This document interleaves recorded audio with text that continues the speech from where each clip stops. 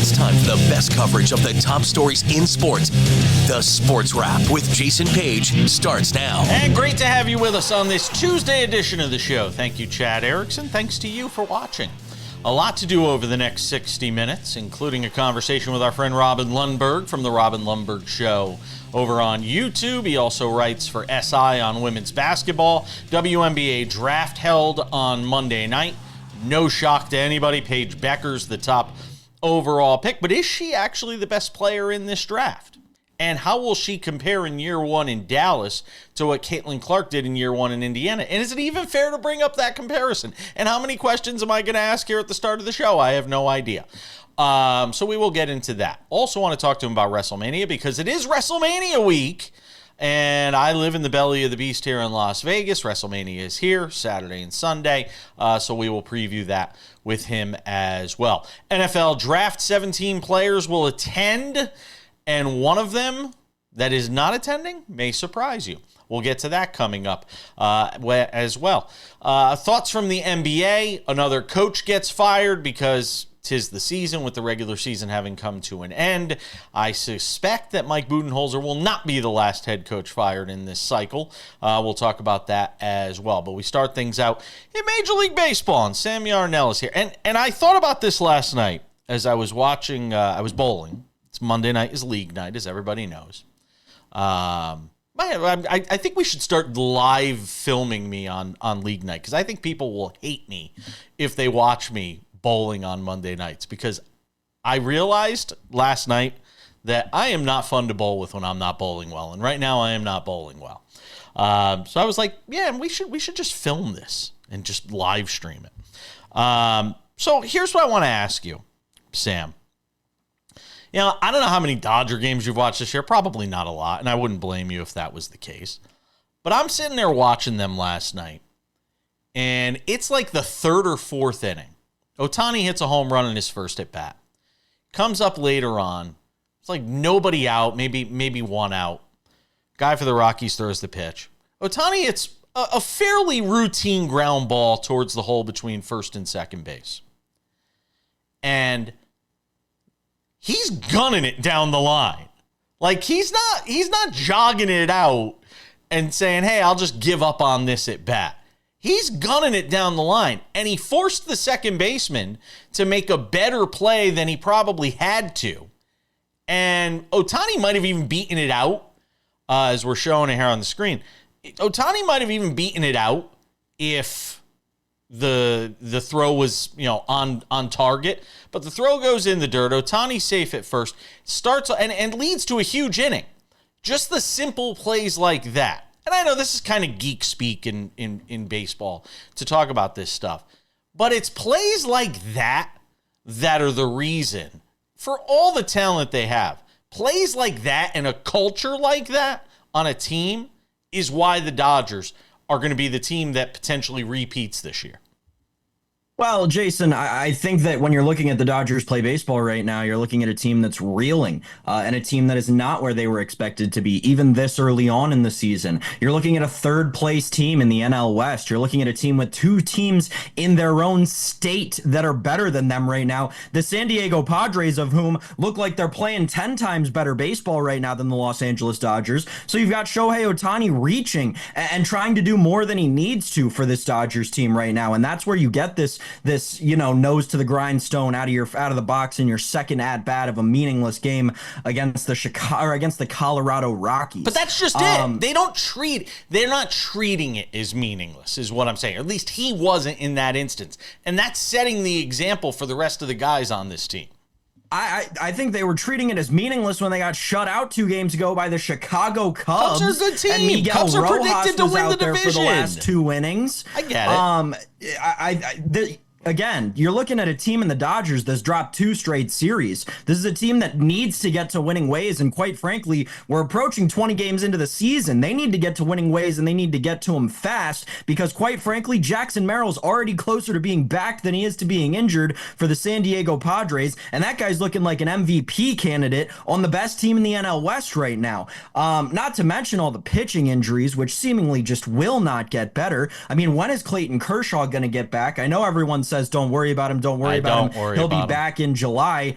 Listen, if Clayton Kershaw comes back in July, that means you're getting 2 good months out of him before you get to the postseason, where he's famously horrible, like famously a really bad pitcher in the playoffs. So now you're worried about this Blake Snell injury. As bad as he is, you're worried about the Tony Gonsolin injury. Like, you did not expect to be in this place if you're a Dodgers fan or if you're the Dodgers organization, and you're especially not expecting to be in that place coming off of series losses against the Washington Nationals and the Chicago Cubs, and quite frankly, what was almost a series sweep by the Washington Nationals had their bullpen not imploded at the end of Game 3. So I'm worried. Actually, I'm sorry, 3 straight series losses. They lost that series to the Phillies too. Hold on. Like, this is not a team. Let me ask you a question. The Padres are playing 8-24 baseball. Okay? The Dodgers are 12-6. For all your doom and gloom right now, the Dodgers are 12-6. Playing 667 baseball, and you just painted the scenario. You'd think they were 6-12. Do you think the Padres are going to keep playing 824 baseball? Of course not. Do you think the San Francisco Giants, who we had as third or fourth best in this division, are going to keep playing 750 baseball? Of course not. The Dodgers are going to be fine. Right, but I don't think either of those two teams that you just mentioned look anything like what we expected them to be. No one expected Nick Pivetta to be a Cy Young candidate, and he's not even the best pitcher on that team, right? And look at Jung-Hoo Lee coming back off of an injured season last year. Looks like maybe one of the best players in the NL West right now, and you're talking about a division that also has Fernando Tatis, who's been absolutely lighting the world on fire, including hitting yet another home run last night.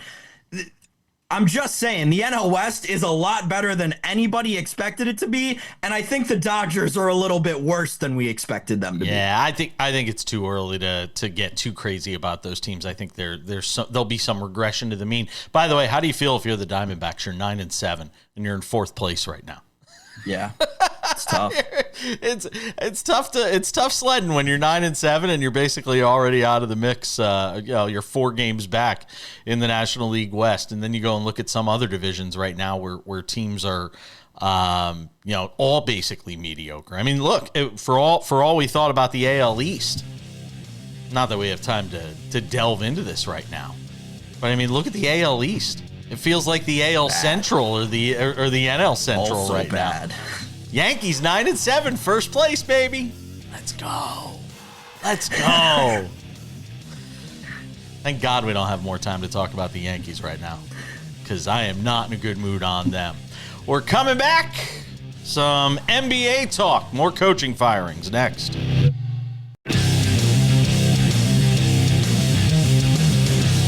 Welcome back. NBA play-in games on Tuesday and Wednesday. It's the play-in tournament proceeds, gets underway. Find out who the 7 and 8 seeds will be in the Eastern and Western Conference. Some good matchups, too. Talk about that a little more in odds and ends, because we'll give you the odds and ends. Sammy Arnell, I was thinking about this morning as I was preparing for the show. With Mike Budenholzer being fired right after our recording window on Monday, of course, because it always happens right after we put the show to bed. But Mike Budenholzer is out, not a surprise, in Phoenix with the Suns when you consider the disappointment that team has been with the highest payroll in the NBA, all the spending, the second apron, all of that stuff that people around the NBA talk about. But it got me to thinking. I was in a thinking mood today. I was in a thinking mood about the Dodgers, watching Shohei Ohtani run out ground balls. And I was in a thinking mood when it came to NBA high-profile coaching hires. And I'm starting to wonder if you're going to see more of a movement away from these guys that, hey, so-and-so won an NBA title, and we have a coaching vacancy, so let's just plug in Coach A, who's won an NBA title, even though it may not necessarily be the best fit. And I'm not saying this is on Mike Budenholzer. There are way more things at play here when it comes to the Suns' failings than just Mike Budenholzer. But we've seen it now in a number of places. Go and look at Milwaukee. And granted, injuries have played some into that. Injuries have played some into it even in Phoenix with the Suns. But I'm wondering if you're going to start to see more of these teams in the NBA who have coaching openings and vacancies move away from the high-profile hire and look more at college guys, look more at assistants, these guys that have been on the bench for 5 or 6 years looking for their first opportunity. Look at G League guys. Look at guys even overseas in Europe, because the answer isn't always the big, flashy, shiny object, as we've found out with Mike Budenholzer. We've seen it with Nick Nurse in Philadelphia, who a lot of people think is a great coach, but that thing has gone horribly in Philadelphia. And while he's not completely to blame, he is certainly part of the equation. What do you think? So I think that I do agree with you, but I think that these are two separate things to me. The Budenholzer firing is not to me reflective of the fact that NBA franchises need to go towards these more, not soft-spoken, but under-the-radar candidates in terms of head coaching positions. The evidence towards that, to me, is Joe Mazzulla, right? Look at Joe Mazzulla coming in, filling in for Ime Udoka, and obviously you remember all the tension around that out. And Joe Mazzulla, who no one had ever heard of before, comes in and makes this team world beaters all of a sudden. Not that they weren't before, but definitely to a different degree than they were under Ime. The Budenholzer thing to me is more, Jason, just it's like the front office kind of projecting that they absolutely blew this thing up and they're trying to find a scapegoat for it all, and maybe hoping that Mike Budenholzer can serve that role for a short period of time. I don't think they're long for that job in Phoenix either way, but the fact of the matter is they just did not put an effective team together that worked cohesively, and every move that they made was great on paper, but then in actuality, it really hurt them not having a true big rotation down low throughout the entire season, right? And obviously the situation with Bradley Beal hurt them over the long haul because of the no trade clause, which everyone said when he was traded out of Washington was going to end up hurting the Suns. It was organizational malpractice that they tried to project onto the coach, which is what led to Budenholzer's ousting. But I do agree with you again that these coaches in the NBA, or I should say these organizations in the NBA, need to look to more under-the-radar coaches like your Joe Mazzulla's, even taking it a step further back like your Steve Kerr's, right? I know he was on the Jordan teams, but he wasn't a standout player. He was a rotational piece. He was a guy just kind of lulling in the basketball world, and all of a sudden, he's coaching one of the greatest dynasties of all time. Yeah, he was a Popovich assistant, and I think that, and look at, we see it so much in the NFL. Guys off coaching trees, right? And you see it a lot in the NFL. So, and look, now there have been successful coaching trees, Bill Walsh. There have been unsuccessful coaching trees, Bill Belichick, the two Bills. I mean, really. So it can cut either way. You could be a Bill Walsh disciple, a Mike Holmgren, Mike Shanahan. Mike Shanahan. Yeah, I mean, and the list goes on and on. Or you could be any number of, Romeo. You could be Romeo Crennel, and you could, just wanted to point that out. That was the first one that came to mind. You could be Matt Patricia, and again, you see how those things sort of work out. But I'm curious to see who wants that job. And boy, you know what the happiest person has to be? That it didn't wind up working out the way he had wanted it to. It's got to be Jimmy Butler. Jimmy Butler wanted to be in Phoenix. Jimmy Butler wanted to be on that. Jimmy wanted to be on the Suns. Jimmy wanted to play in Phoenix. And I don't think, even if Jimmy Butler had wound up going there, I don't think it would have changed their fortunes that much.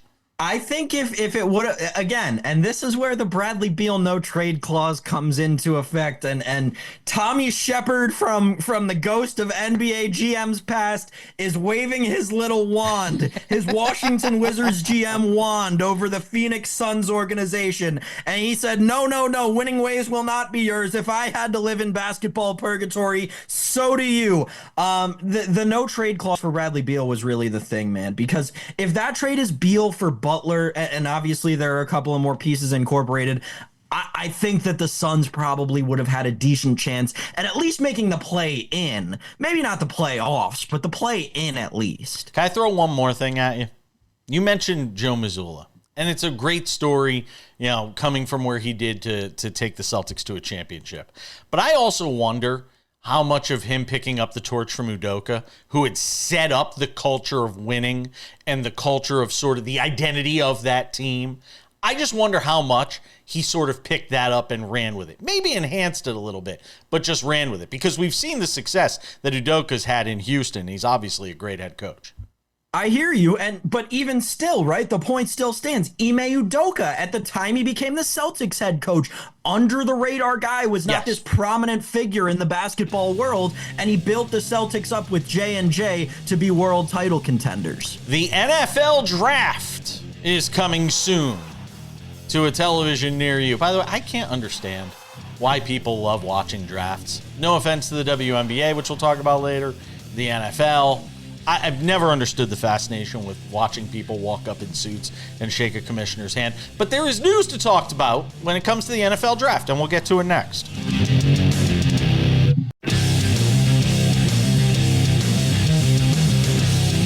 Welcome back to this Tuesday edition of Sports Wrap. Coming up in 10 minutes, Robin Lundberg from the Robin Lundberg Show on YouTube. Also, Sports Illustrated's women's basketball writer. Personality, whatever you want to call it. He's also a huge wrestling guy, so we'll ask him about WrestleMania too.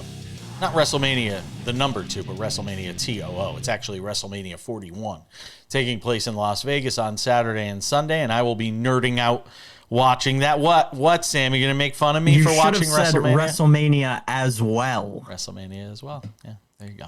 See, that's why you went to college. And WrestleMania 2 was in what, like the 50s or something? Stop it. Can I tell you a funny story?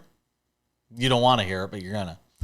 I watched WrestleMania 2 on a closed circuit location on a big screen at the New Haven Coliseum in I think it was 86, 84?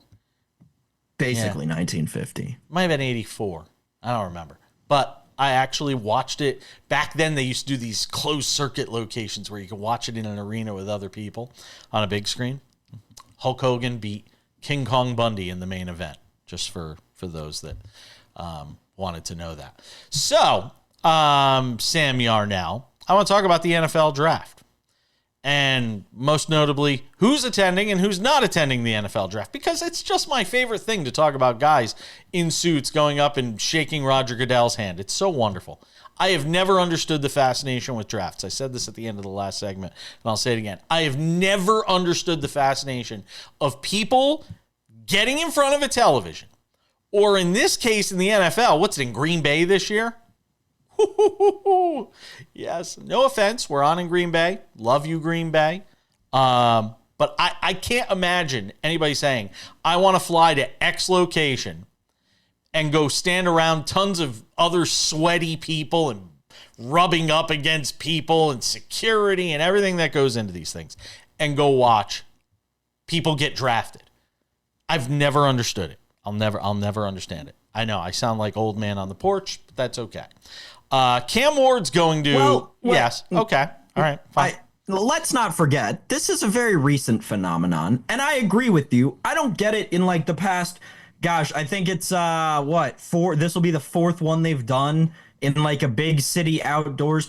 I don't know. And no, but they used to do them at Radio City. They used to do them at Radio City Music Hall, for years. And that was a little different because then there was a set amount of tickets, and it was an actual event, and it was hard to get into, and you had to know somebody or wait on a list, and that was cool. But now it's in this massive parking lot under basically just a concert bandstand. Wow, great word, Sam. I mean, credit to you for pulling that word out of nowhere. But I don't get it because there's 50,000 people instead of 3,000 people, right? And you're 300 feet away from these future NFL stars instead of 50 feet away from these future NFL stars. So I understood it at Radio City, and I liked the tradition and the fanfare and all that. But now that they're taking it on the road, and I know Buffalo is one of the future cities, and that's super exciting for Buffalo, but I can't grasp the magnitude, right? No. They're not doing a good job of building it up all the way when it's just a bunch of people in a big open space. It's almost like a fan fest where there happens to be a draft going on. That's the sense I get about what goes on with this. All right, so Cam Ward's going to be there. If we're talking about quarterbacks, Cam Ward's going to be there. Jackson Dart's going to be there. Jalen Milroe, whose stock has inexplicably risen lately, will be there. Who will not be there? Shedeur Sanders. Widely expected to be the second quarterback taken in this draft, Sam Yarnell. No Shedeur Sanders at this draft, at least not as of now. Travis Hunter's going to be there. A couple other receivers, kid from Texas, kid from Arizona. They're going to be there. Abdul Carter will be there as well. Ashton Genty will be there. But no Shedeur Sanders, Sam Yarnell. Yeah. Too cool for school. So there are a couple of different ways you can look at this. The people who don't like Shedeur, potentially myself included, will say that this is very Dion of him. This is very, I'm going to hold my own draft party because I can get way more attention there than I can at some outdoor NFL draft. And I'll get just the same amount, if not more, of TV coverage from my own personal party. And then I think that there's the football logist side of this, which is you read the writing on the wall. Shedeur Sanders probably not going in the top 10. Shedeur Sanders maybe not going on night one. And I think that Jason, to me, as much as Jalen Milroe's stock has risen a lot recently, there has been more of a rise in the stock of there really only being one good quarterback in this draft, which, not to my own horn, something I've been telling you since the middle of college football season.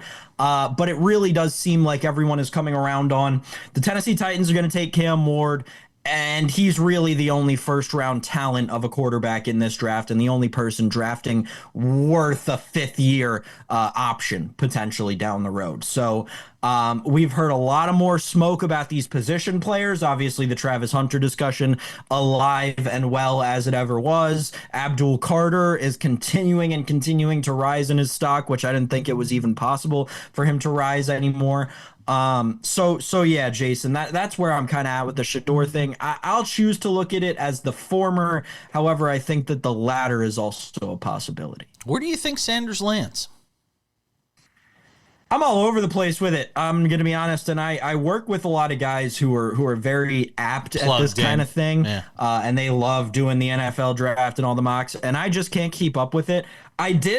For a while, I thought he was going in the top 5, and that wasn't based on talent. That was based on me thinking that NFL franchises overvalue drafting quarterbacks and also potentially overestimated his potential talent because of his father. I'm at the point where, maybe he'll go in the top 15 picks, but I wouldn't be surprised if he goes in the back half of the first round. I'm just blown away that Cleveland wouldn't take him. It feels like such a Cleveland thing to do. Unless he's told Cleveland behind the scenes that he doesn't want to be drafted by him, which is a possibility given the way that franchise has been run over the years. And their quarterback situation. Yeah, but I can't fathom that you wouldn't. I think, Joe Flacco is going to be there. I think learning from Joe Flacco couldn't be the worst thing in the world for him, a Super Bowl winning quarterback. You give him time, he gives you time to groom him. He doesn't have to play week 1. I'm kind of surprised that Cleveland isn't the spot for him. We'll see how it all plays out. Robin Lundberg is next.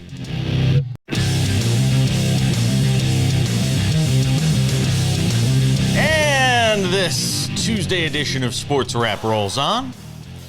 Let's get into some WNBA Draft, shall we? Paige Bueckers, the top pick. I guess not much of a surprise there, out of UConn. She'll go play her WNBA career, at least the start of it, in Dallas with the Wings. Let's bring in Robin Lundberg. Does a great job on women's basketball over at SI. Also, the Robin Lundberg Show on YouTube, and he hangs out with us on the program. So was there ever really any other way that this went at the top of the draft, Robin? No, I mean, I don't think so. The only argument you could make from like a purely potential and basketball standpoint was the future of Dominique Malongo, who comes over from France and just has like tantalizing ability. But Paige Bueckers has the proven pedigree. She has the marketability, and it was a no-brainer pick for the Wings. That's why we knew they were going to be making that pick. Other than like speculation about Paige's willingness to go there in the meantime, we knew all along that was going to be the selection. Yeah, well, you bring up a valid point. I mean, look at kind of where that franchise has been, and you're Paige Bueckers, and you're a huge star. I mean, does she have the ability? And look, everything is compared, fairly or unfairly now. There is life pre-Caitlin Clark and life post-Caitlin Clark. So people are going to say, can she do for Dallas what could Paige Bueckers do for Dallas what Caitlin Clark did in year one, taking a team that had been meddling, couldn't make the playoffs, had to leave Boston, but I mean, can she do for Dallas what Caitlin Clark was able to do for Indiana? No, I don't think so, but I don't think it's fair to ask her to either. I think, Caitlin Clark reset a standard. Caitlin Clark not only broke the all-time assist record for any player in a single season in her rookie season, she scored more points than any guard ever had, any point guard ever had in a single season, produced more points than any player ever had in a single season. So not to mention the attention and everything that was on just a different level. So I think if you are comparing Paige to Caitlin Clark, you're setting her up for failure. But if you're comparing Paige to the rest of WNBA history, I think she has a really good chance to come in and make an immediate impact. She's from a winning program. She's fresh off winning with UConn. She fits in seamlessly everywhere. She's got the nice efficiency on her pull-up game. She can shoot from the outside. She has good court vision. She has a good all-around game. So do I think Paige Bueckers is going to go in and make an immediate impact on Dallas? Absolutely. And do I think she, has a great pro career ahead of her? Absolutely. But I think when we focus things solely through the lens of Caitlin Clark, it makes it a lot harder. Yeah, it does make it harder, but it's unfortunately the way that a lot of these things are going to be judged. It's not, I'm not doing it to try to be unfair, and I don't suggest that you think I am, but unfortunately, that's just now the world we live in. It's Caitlin Clark's world. Yeah, and she's the one that's drawn the most. And that's what happens when you're kind of even the people who are Clark's detractors tend to use her name to make their point. They don't need Caitlin Clark. Then why did you say Caitlin Clark? But regardless, remember when Caitlin Clark came in, the tone was reality is coming, because it has been harder, especially for guards, to adjust. When you go back to Sabrina Ionescu and Kelsey Plum and other great guards, it hasn't been so easy. It's just Caitlin Clark is, in my opinion, truly, a one-of-one kind of talent. And therefore, it does make sense what you're saying. She was the most recent number one overall pick, too, whether she was the draw or not. But I think Paige Bueckers, what I'm trying to say is Paige Bueckers can be a success and make a huge impact in Dallas without doing exactly what Caitlin Clark did a season ago. Who's the big sleeper in this draft? The pick by the Valkyries at 5. I don't want to mispronounce her name. But you're going to. Yeah. It's like Eustace Yatidi, something to that. I listened to her say it last night, and I'm trying to get it right.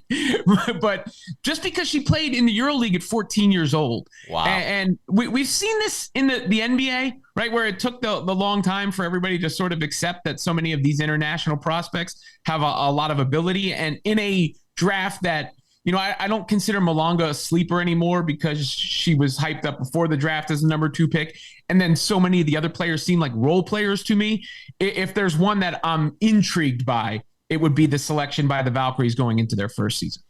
You go back to Malonga for a second. For people that don't know a lot about her, and probably a lot of people don't, they really don't get to see her in Europe. I don't think there's a lot of people watching European women's basketball unless you're a degenerate gambler.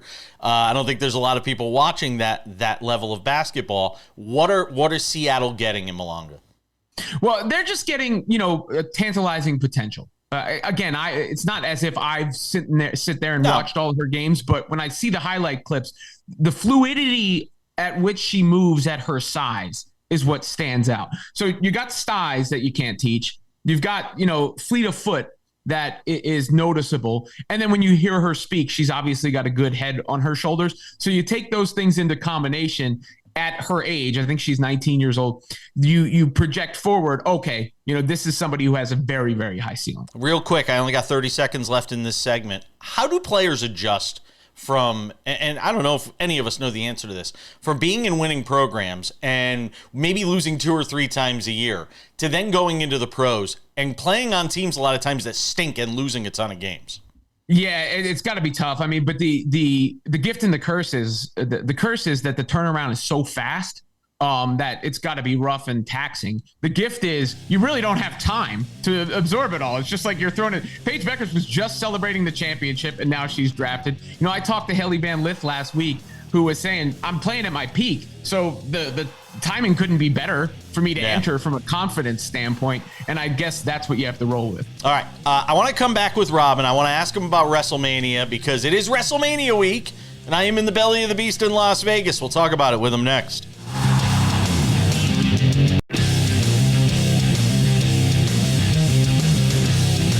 All right, we keep the conversation going on this Tuesday edition of SportsWrap. We talked about the WNBA Draft. Robin Lundberg's got another passion. He loves his wrestling. His wrestling. So we're bringing him back for one more segment because it's WrestleMania week. And you want to know the saddest thing, Robin? One of my bucket list items is WrestleMania. I live in Las Vegas, and I still don't think I'm going to WrestleMania this year. Well, it's a grip to get in the building. I know that. You went. Well, you went last year, right? I did in Philly, yeah, and I'll probably go to SummerSlam this summer because it's at MetLife in Jersey. But I took my oldest son Raj to WrestleMania in Philly last year. And what was that like?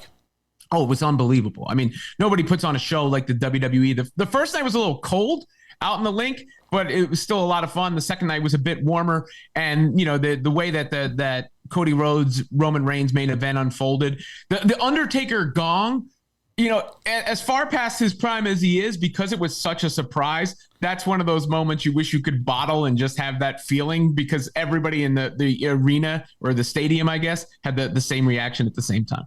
Obviously, Cody Rhodes and John Cena is the headline event of this WrestleMania.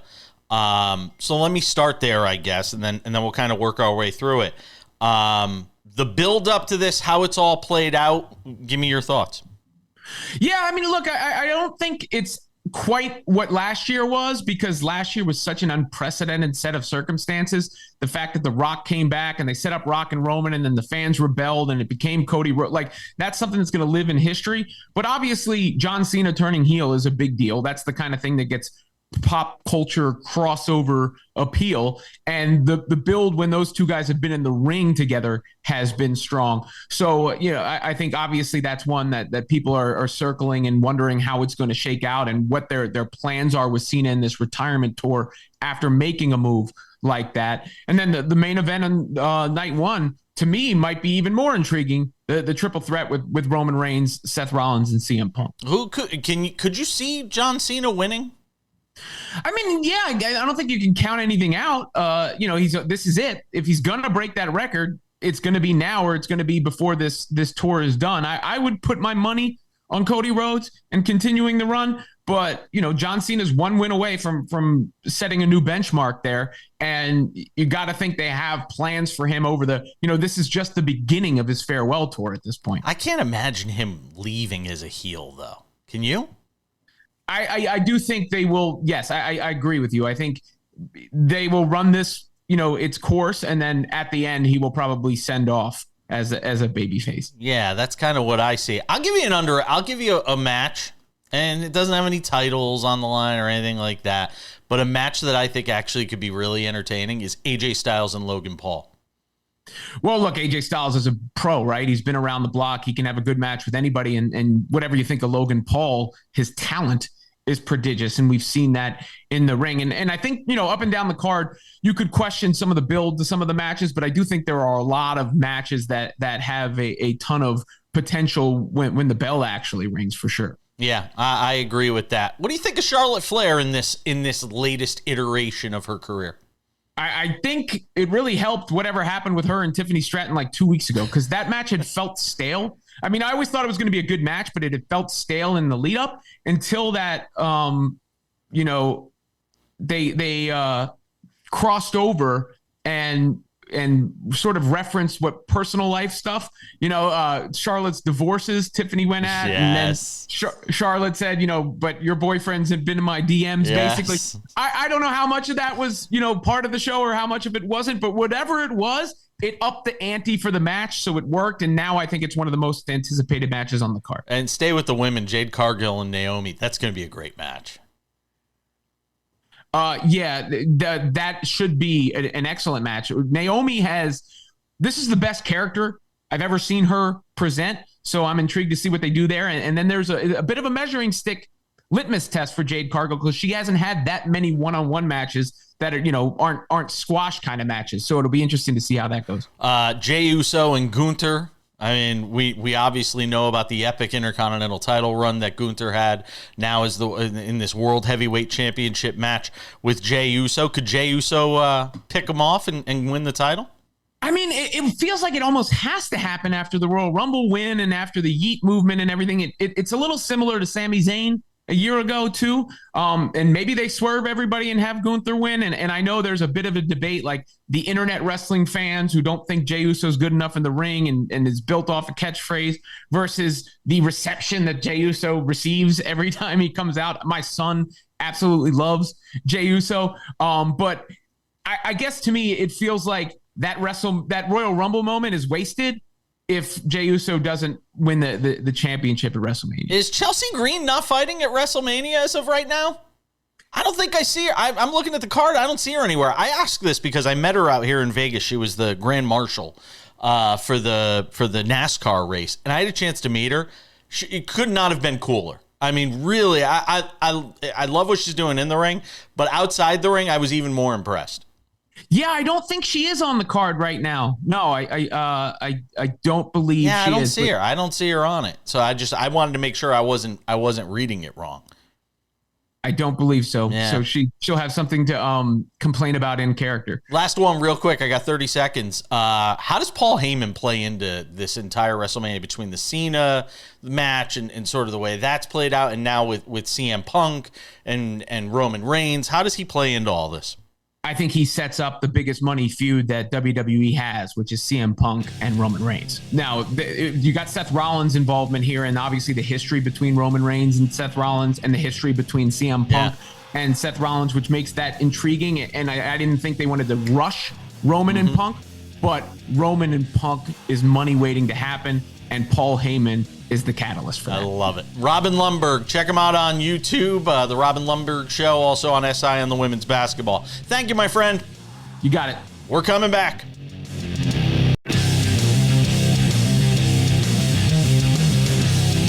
All right. Just about time to put the wraps on this baby for a Tuesday. Before we do, a reminder. Sports Wrap with Jason Paige, the podcast available on all your favorite podcasting platforms. Spotify, Apple Podcasts, YouTube Podcasts, iHeartRadio, TuneIn, Odyssey, Amazon. Anywhere you get a podcast, you can get this show. So go and check that out. Also, make sure to subscribe to our YouTube channel, the Sports Wrap with Jason Paige YouTube channel. Clips from the show. We got shorts that go up there. Sometimes news breaks outside of our show's recording window. We do shorts on that. Go and check out the Sports Wrap with Jason Paige YouTube channel as well. And without any further delay, it's time for some odds and ends. Odds and ends, Sam Yarnell, a first in Major League Baseball on Monday night. How about it?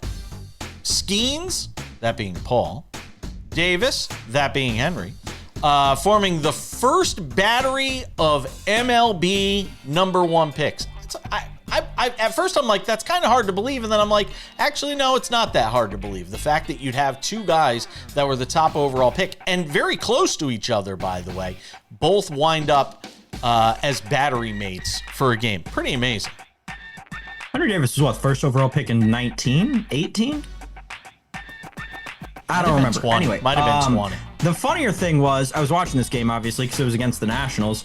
And it happened on accident. Like, it wasn't even supposed to happen. It happened because Andy Rodriguez took a foul ball off of his hand like the second or third batter of the game. Or maybe it was the second inning. I don't remember. But it was very early on in the game. And then Henry Davis came in, and I was sitting with somebody, a certified ball knower, and he sat next to me and he said, well, that's funny. Both these guys went first overall. And I was like, oh my gosh, you're right, they did.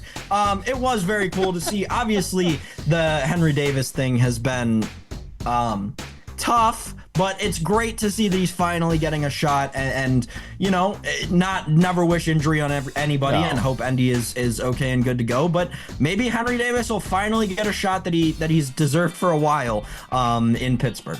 By the way, you mentioned Clayton Kershaw making a rehab start on Wednesday. I just wanted to make sure we got that in. Also, the Mets, as much as we talked about the Yankees' struggles right now, the Mets are playing very well in the early going, 11-5 in that National League East. All right, Sam Yarnell, we've got playing games tonight. The Hawks and the Magic.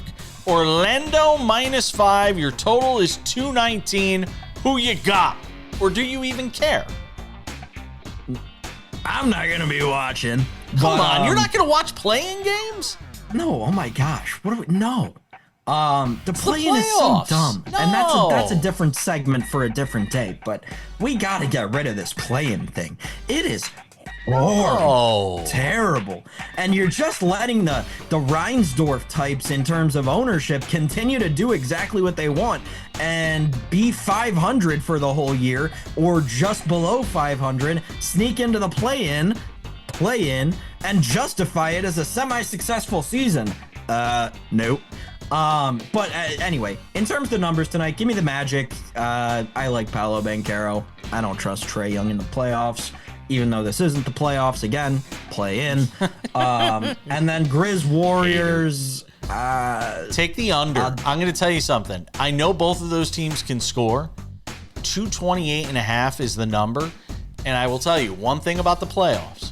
This is anecdotal, but one thing about the playoffs is scoring is much more difficult. Defense is actually played in the playoffs. And I know you don't say this is the playoffs. It's the play-in. But this is an opportunity to go to the postseason. I think you're going to see a lot of defense. I think you're going to see more defense in this game than people are expecting. I like the under. I am actually going to take a bet in this game. Give me a prop. It will be Ja Morant over weapons used during celebrations. I'm gonna say tonight he goes sawed-off shotgun, Glock 17. He'll throw a grenade in there and then a bazooka to wrap things up at the end. Give me Ja over weapons used in celebrations. You're the worst. I would, and if you force me to take a side, I'll take the Grizzlies +7 because I think that's going to be a really. Yes. Really? Yes. You will take the Grizzlies. Yes. After all of this season and talking about how good the Warriors are. Yes. All of a sudden you're going to abandon I'm not ship abandoning them. right I think when they win. times get tough? No, I think they win. I just think they win. I think they win a close game. I'll alt it. Give me Warriors -9.5. Wow. Jimmy Butler might drop 30 tonight. Wow. Actually, yeah. Parlay it. Warriors -7. Jimmy Butler 30+. I'll put it together in the last minute and a half of the show we have. Jason, I need you to talk and kill some time. All right, I'm going to talk and kill some time. Tigers continue playing well, by the way. Beat the Brewers yesterday 9-1 as the Brewers' very uneven start to the season continues. Tariq Skubal, how about him? 2-2 last night. 2-2 on the year, 7 innings, 4 hits, 9 strikeouts for Skubal last night, who was continuing, basically picking up where he left off last year as far as being the Cy Young Award winner. Did I kill enough time for you? Yes, you did. Jimmy Butler to score 30, parlayed with Warriors -7 +753. That's what we're talking about. We're talking about some plus money. Go bet it, folks. Okay. Sam Yarnell. If you lose the mortgage, Sam Yarnell. There's his handle right there. At Sam_Yarnell. Send your correspondences to that young man. It's going to wrap it up for us. Tomorrow, lots of NBA talk. Kurt Heelan will be here. Vlad will be here as well. At least I think he will. Thanks to Robin Lundberg. Thanks to you, Sam Yarnell. We'll see you all back here on Wednesday for more Sports Wrap. See ya.